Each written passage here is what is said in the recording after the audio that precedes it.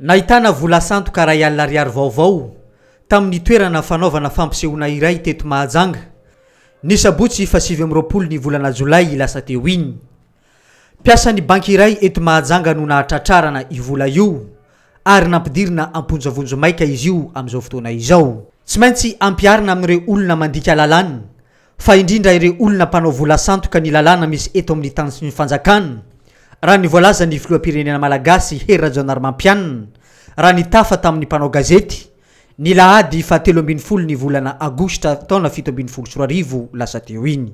Efa tratra le satria zao hoe azagaga anareo fa ratsy kely lalana. Ratsy kely lalana ary hatram'izay nge fa misy foana manao vola santoka zany. Zany mahatonga an'ilay hoe eo amin'ny vola iny misy soratra hoe hosazina faran'izay enjana. Rehefa le somary faran'izay enjana ny olona zay manao vola santoka.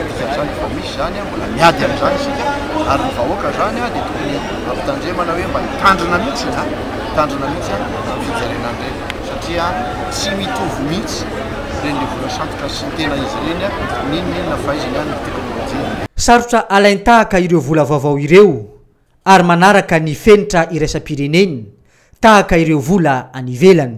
Nefa anisan'ny natonga antsika hanao vola sy hanota vola vaovao mba ialana amin'ny vola santoka ireny mba tsy hamora fanaovana vola santoka. Zany milaza aminareo fa io vola izay nataontsika io dia efa betsaka ny fepetra mihitsy izay manaraka ny fepetra misy ary ny vola rehetra lehibe amin'ny tanàna amin'ny tany lehibe maneran'izao zany hoe raha ny tena izy tena tsy laza hoe tsy ho vitan'ny olona fa tena sarotra ny hanao an'izany. Mila jerena le izy, mila jerena tsara satria mila fanentanana angamba ny ilaina amin'ilay izy ampahafantarana hoe inavy ireo fepetra rehetra izay fiarovana misy ao anatin'ireny vola ireny mba ilana amin'ireny vola santoka. Mbola mitohy ny fanadiadiana amin'izao fotoana izao ary ny fitsarana ambaratonga voalohany eto Mahajanga no mandray antanana ny raharaha. Izy ireo ihany koa no manamarina na meloka na tsy ilay olona voarohirohy amin'ity vola santoka ity.